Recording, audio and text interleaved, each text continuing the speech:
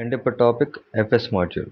Previous టాపిక్స్లో మనం OS module and path module cover చేసాం కదా. ఇప్పుడు ఎఫ్ఎస్ మాడ్యూల్ ఏంటో చూద్దాం. ఇక్కడ ఎఫ్ఎస్ అంటే ఫైల్ సిస్టమ్. ఈ ఫైల్ సిస్టంలో ఉన్న మెథడ్స్ ద్వారా మనం ఫైల్స్ అండ్ ఫోల్డర్స్కి సంబంధించిన ఆపరేషన్స్ అనేవి పర్ఫామ్ చేయొచ్చు.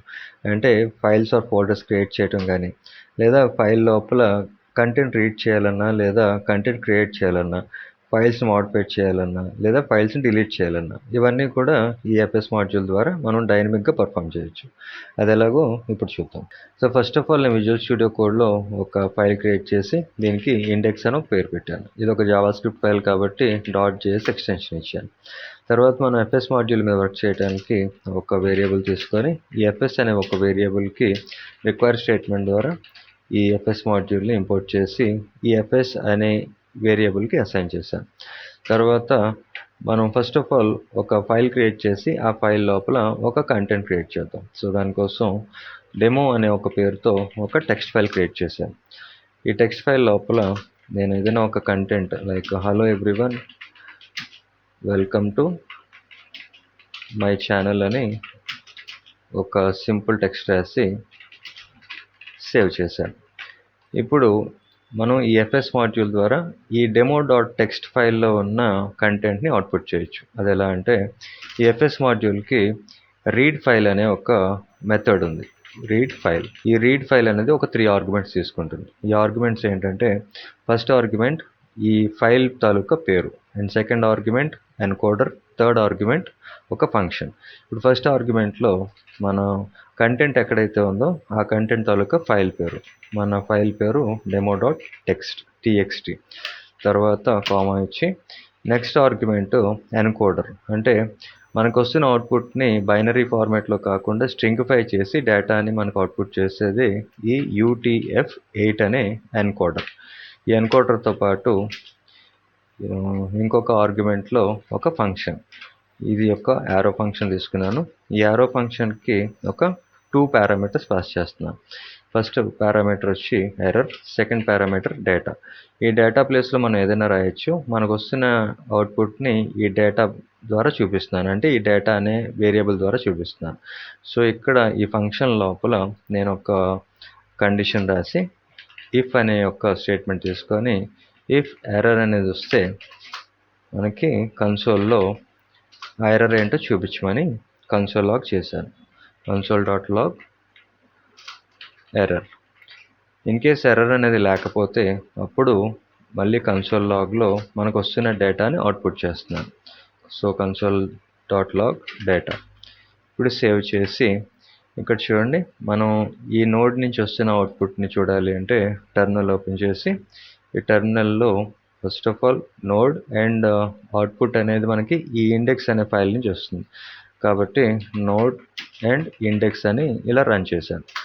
ఇప్పుడు చూడండి, అవుట్పుట్లో hello everyone welcome to my channel అని మన demo.txt ఫైల్లో ఉన్న కంటెంట్ ఇక్కడ మనకు అవుట్పుట్ వచ్చింది.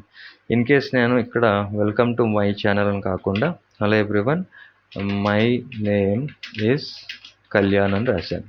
సేవ్ చేసి ఇప్పుడు మళ్ళీ ఇక్కడ నోడ్ ఇండెక్స్ రన్ చేస్తే ఇప్పుడు చూడండి, ఇక్కడ మనకు అవుట్పుట్లో hello everyone my name is Kalyan అని అవుట్పుట్ వచ్చింది. సో ఇలాగా మనం ఈ ఎఫ్ఎస్ మాడ్యూల్ ద్వారా ఈ రీడ్ ఫైల్ అనే మెథడ్ యూజ్ చేసి మనం ఫైల్లో ఉన్న కంటెంట్ ఇలా అవుట్పుట్ చేయొచ్చు. అదే ఇక్కడ నేను ఈ ఎన్కోడర్ కానీ యూజ్ చేయలేదు అనుకోండి, ఫర్ ఎగ్జాంపుల్ ఈ UTF-8 అనేది ఇక్కడ నుంచి తీసేసాను. సేవ్ చేసి ఇప్పుడు అవుట్పుట్లో టెర్మినల్లో నోడ్ ఇండెక్స్ రన్ చేస్తే చూడండి, మనకు అవుట్పుట్లో ఈ బఫర్ కోడ్ అనేది రిటర్న్ అయింది. సో మనకు వస్తున్న డేటాని స్ట్రింగిఫై చేసి ఈ UTF-8 అనే ఎన్కోడర్ మనకి డేటాని స్ట్రింగిఫై చేసి అవుట్పుట్ చేస్తుంది అనమాట. సో ఇప్పుడు ఈ UTF-8 అనే ఎన్కోడర్ వాడటం వల్ల మన కోడ్ అనేది స్ట్రింగిఫై అయ్యి ఇలా అవుట్పుట్ వస్తుంది. సో ఇప్పుడు మనం ఈ ఎఫ్ఎస్ మాడ్యూల్ ద్వారా ఫైల్ లోపల ఉన్న కంటెంట్ రీడ్ చేసాం. ఇలాగే ఈ ఎఫ్ఎస్ మాడ్యూల్తో మనం డైనమిక్గా ఫైల్స్ కూడా క్రియేట్ చేయొచ్చు. ఇక్కడ చూడండి, మనం ఈ demo.txt అనే పేరుతో ఒక టెక్స్ట్ ఫైల్ మాన్యువల్గా క్రియేట్ చేసాం. ఇలా కాకుండా ఈ ఎఫ్ఎస్ మాడ్యూల్ని ఉపయోగించి మనం డైనమిక్గా ఫైల్ అనేది క్రియేట్ చేయొచ్చు. అది ఎలా అంటే ఎఫ్ఎస్ డాట్ ఈ ఫైల్ క్రియేట్ చేయడానికి రైట్ ఫైల్ అనే ఒక మెథడ్ ఉంది. ఈ మెథడ్ కూడా ఒక 3 ఆర్గ్యుమెంట్స్ తీసుకుంటుంది. ఫస్ట్ ఆర్గ్యుమెంట్లో మనం ఫైల్కి ఏ పేరు అయితే పెడదాం అనుకుంటున్నామో ఆ ఫైల్ పేరు. ఇక్కడ నేను ఎగ్జాంపుల్ అనే ఒక పేరుతో ఒక HTML ఫైల్ క్రియేట్ చేస్తున్నాను కాబట్టి .html ఎక్స్టెన్షన్ ఇచ్చాను. అండ్ సెకండ్ ఆర్గ్యుమెంట్ కింద UTF-8 ఇది స్ట్రింగ్ కాబట్టి ఇది కూడా కోడ్స్ మధ్యలో పాస్ చేసి తర్వాత కామా అండ్ థర్డ్ ఆర్గ్యుమెంట్లో ఒక ఫంక్షన్, ఇది ఒక యారో ఫంక్షన్ తీసుకొని ఈ యారో ఫంక్షన్కి పారామీటర్ కింద ఒక ఎర్రర్ పాస్ చేస్తున్నాను. ఇన్ కేస్ మనకి ఎర్రర్ ఉంటే ఇఫ్ బ్లాక్లో ఈ ఎర్రర్ని అవుట్పుట్ చేస్తున్నాను. సో console.log ఎర్రర్, ఎర్రర్ని అవుట్పుట్ చేశాను ఎర్రర్ అనేది ఉంటే. ఇన్ కేస్ ఎర్రర్ అనేది ఏం లేకపోతే అప్పుడు console log చేసి ఒక స్టేట్మెంట్ ప్రింట్ చేస్తున్నాను. ఆ స్టేట్మెంట్లో console.log ఇక్కడ ఫైల్ క్రియేటెడ్ సక్సెస్ఫుల్లీ అని ఒక మెసేజ్ రాశారు. సేవ్ చేసి ఇప్పుడు అవుట్పుట్లోకి వెళ్ళి టెర్మినల్లో నోడ్ ఇండెక్స్ రన్ చేస్తే ఇక్కడ చూడండి మనకి ఒక ఎగ్జాంపుల్ అనే పేరుతో HTML ఫైల్ అనేది ఒకటి క్రియేట్ అయింది. సో ఇలాగా మనం డైనమిక్గా ఈ FS మాడ్యూల్ ద్వారా రైట్ ఫైల్ అనే మెథడ్ యూజ్ చేసి మనకి ఏ పేరుతో అయితే ఫైల్ కావాలో ఆ పేరుతో ఫైల్ అనేది డైనమిక్గా క్రియేట్ చేయొచ్చు. అయితే ఇప్పుడు మనం డైనమిక్గా ఫైల్ అనేది క్రియేట్ చేసాం కదా, ఇప్పుడు ఈ example.html ఫైల్లోకి వెళ్తే మనకి UTF-8 అని ఈ టెక్స్ట్ అనేది ఈ ఫైల్లో సేవ్ అయింది. అయితే మనం ఇప్పుడు డైనమిక్గా ఈ ఫైల్ లోపల కంటెంట్ అనేది కూడా డంప్ చేయొచ్చు. దానికి కూడా ప్రాసెస్ చాలా సింపుల్ అండ్ సిమిలర్ కూడా. సో ఫస్ట్ ఆఫ్ ఆల్ ఈ కోడ్ అంతా కామెంట్ చేసి, లేదంటే మళ్ళీ ఈ కోడ్ రిపీట్ అవుతుంది, సో కామెంట్ చేసి కోడ్ని మళ్ళీ నేను fs.writeFile ఈ మెథడ్ తీసుకొని ఈ మెథడ్కి మనం ఏ ఫైల్లో అయితే కంటెంట్ అనేది రాద్దాం అనుకుంటున్నామో ఆ ఫైల్ పేరు, ఈ ఫస్ట్ ఆర్గ్యుమెంట్లో నేను example.html ఈ ఫైల్ తీసుకొని సెకండ్ ఆర్గ్యుమెంట్లో మనం కంటెంట్ ఏదైతే పాస్ చేద్దాం అనుకుంటున్నామో ఆ కంటెంట్ ఇక్కడ నేను ఒక వేరియబుల్ తీసుకొని for example const content sample అనే ఒక వేరియబుల్కి my name is Kalyan, I am creating dynamic content అని ఒక కంటెంట్ రాసి ఈ కంటెంట్ శాంపుల్ అనే వేరియబుల్కి అసైన్ చేశాను. ఇప్పుడు సెకండ్ ఆర్గ్యుమెంట్ కింద ఈ రైట్ ఫైల్ మెథడ్కి ఈ కంటెంట్ అని కంటెంట్ శాంపుల్ని పాస్ చేసి థర్డ్ ఆర్గ్యుమెంట్ కింద ఒక ఫంక్షన్, ఈ ఫంక్షన్ కూడా మళ్ళీ ఒక యారో ఫంక్షన్, ఈ యారో ఫంక్షన్కి పారామీటర్ కింద ఎర్రర్ పాస్ చేసి అలాగే ఇఫ్ బ్లాక్ తీసుకొని ఇఫ్ బ్లాక్ కండిషన్ కింద ఎర్రర్ అనేది ఉంటే ఇఫ్ బ్లాక్లో ఈ ఎర్రర్ని అవుట్పుట్ చేస్తున్నాను. సో console.log ఇక్కడ ఎర్రర్ పాస్ చేశాను. అండ్ ఎల్స్ బ్లాక్ తీసుకొని ఎల్స్ మనకి ఎర్రర్ అనేది ఏం లేకపోతే ఒక మెసేజ్ అవుట్పుట్ చేస్తున్నాను. console.log ఇక్కడ ఫైల్ కంటెంట్ ఈజ్ సక్సెస్ అని ఒక సింపుల్ టెక్స్ట్ రాశాను. సేవ్ చేసి ఇప్పుడు అవుట్పుట్లో టెర్మినల్లోకి వచ్చి నోడ్ ఇండెక్స్ రన్ చేస్తే ఇక్కడ చూడండి ఫైల్ కంటెంట్ ఈజ్ సక్సెస్ అని మనకి మెసేజ్ ఇచ్చింది. అయితే మనం ఈ example.html ఈ ఫైల్లోకి వెళ్ళి చూస్తే చూడండి మనం డైనమిక్గా క్రియేట్ చేసిన కంటెంట్ అనేది ఈ ఫైల్ లోపల సేవ్ అయింది. సో ఇలాగా మనం ఫైల్ క్రియేట్ చేయొచ్చు, ఆ ఫైల్ లోపల కంటెంట్ కూడా మనం ఈ FS మాడ్యూల్ ద్వారా డైనమిక్గా డంప్ చేయొచ్చు. సో ఇప్పుడు మనం డైనమిక్గా ఈ ఫైల్స్ అండ్ కంటెంట్ క్రియేట్ చేసాం కదా, అలాగే మనకి ఈ ఫైల్ పేరు అనేది డైనమిక్గా చేంజ్ చేయాలన్నా కూడా చేయొచ్చు. ఫర్ ఎగ్జాంపుల్ ఇక్కడ ఎగ్జాంపుల్ అనే పేరుతో మనకున్న ఈ ఫైల్ని సపోజ్ నేను న్యూ చేంజ్డ్ ఫైల్ అనే పేరుతో మార్చాలనుకున్నాను. సో దానికోసం మనం ఈ ఫైల్ పేరుని మోడిఫై చేయొచ్చు. సో దానికోసం మనం యూజ్ చేసే మెథడ్ రీనేమ్ మెథడ్. సో నేను ఈ కోడ్ కాపీ చేసి ఈ పాత కోడ్ని కామెంట్ చేసి ఇక్కడ ఈ కోడ్ పేస్ట్ చేసి కొంచెం జూమ్ చేస్తాను. సో ఈ రైట్ ఫైల్ అనే మెథడ్ ప్లేస్లో మనం యూజ్ చేయాల్సింది రీనేమ్. ఈ మెథడ్ ద్వారా మనం ఫైల్ పేరు అనేది మాడిఫై చేయొచ్చు. సో మనం ఫస్ట్ ఆర్గ్యుమెంట్లో మన ఫైల్ పేరు ఏదైతే మాడిఫై చేద్దాం అనుకుంటున్నామో ఆ ఫైల్ పేరు, తర్వాత సెకండ్ ఆర్గ్యుమెంట్లో మనం కొత్తగా ఏ పేరు అయితే పెడతాం అనుకుంటున్నాం ఫైల్కి ఆ ఫైల్ పేరు.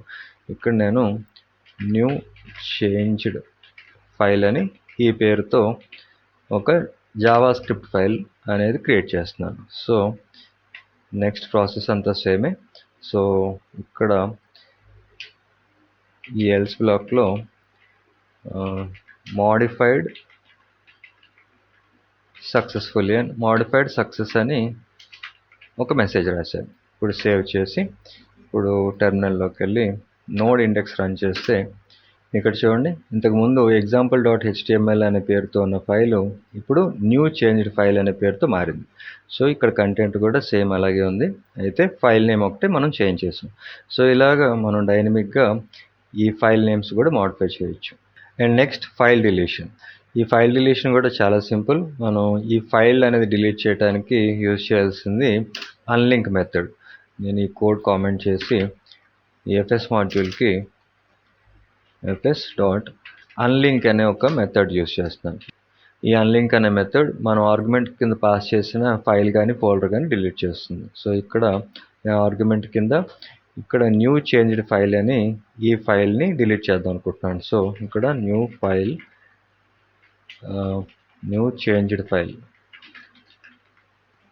.js ఈ ఫైల్ పాస్ చేసి సెకండ్ ఆర్గ్యుమెంట్ కింద నేను ఫంక్షన్ పాస్ చేసి ఈ ఆర్గ్యుమెంట్లో ఇన్ కేస్ ఎర్రర్ అనేది ఉంటే మళ్ళీ ఇఫ్ బ్లాక్ తీసుకొని ఎర్రర్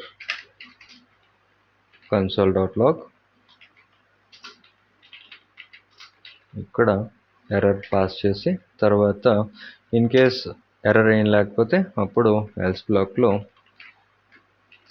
ఒక కన్సోల్ లాగ్ తీసుకొని console.log ఇక్కడ ఒక స్టేట్మెంట్ రాస్తున్నాను, ఫైల్ డిలీటెడ్ సక్సెస్. సేవ్ చేసి ఇప్పుడు టెర్మినల్లో నోడ్ ఇండెక్స్ రన్ చేస్తే చూడండి, ఇక్కడ మనకి ఫైల్ డిలీటెడ్ సక్సెస్ అనే ఒక మెసేజ్తో పాటు మనం డైనమిక్గా ఏ ఫైల్ అయితే డిలీట్ చేద్దాం అనుకుంటున్నామో ఆ ఫైల్ అనేది ఇక్కడ నుంచి డిలీట్ అయిపోయింది. చూడండి, ఇప్పుడు ఇక్కడ ఫైల్ అనేది మనకి ఏమీ లేదు. ఇన్ కేస్ ఇది నేను క్లోజ్ చేసినా సరే మళ్ళీ ఇక్కడ మనకి ఫైల్స్ అనేవి ఇక్కడ అవైలబుల్ లేవు. సో ఇలా మనం ఈ ఎఫ్ఎస్ మాడ్యూల్ ద్వారా ఫైల్ సిస్టమ్కి సంబంధించి CRUD ఆపరేషన్స్ అనేవి పర్ఫామ్ చేయొచ్చు. ఇక్కడ CRUD అంటే create, read, update, delete. And ఈ CRUD ఆపరేషన్స్ ప్రాక్టీస్ చేయడం కోసం మీరు ఈ ChatGPT హెల్ప్ కూడా తీసుకోవచ్చు. ఈ ChatGPTలో FS modules with examples in Node.js అని టైప్ చేస్తే ఈ ఎఫ్ఎస్ మాడ్యూల్కి సంబంధించి ఈ మెథడ్స్ విత్ ఎగ్జాంపుల్స్ అవైలబుల్ ఉంటాయి. ఇక్కడ చూడండి, మనం కండిషనల్గా ఫైల్స్ ఎలా క్రియేట్ చేయొచ్చు అంటే ఆల్రెడీ ఇదే పేరుతో ఫైల్ అనేది ఉంటే మనం కండిషన్స్ ఎలా అప్లై చేయాలి, అలాగే ఫోల్డర్స్ అండ్ డైరెక్టరీస్తో ఎలా వర్క్ చేయొచ్చు, ఇవన్నీ కూడా ఇక్కడ ఇన్ డీటెయిల్గా ఉన్నాయి. సో ఈ కాన్సెప్ట్స్ మీరు బాగా ప్రాక్టీస్ చేయండి, ఫైల్ సిస్టమ్తో మీరు వర్క్ చేయటం ఈజీ అవుతుంది.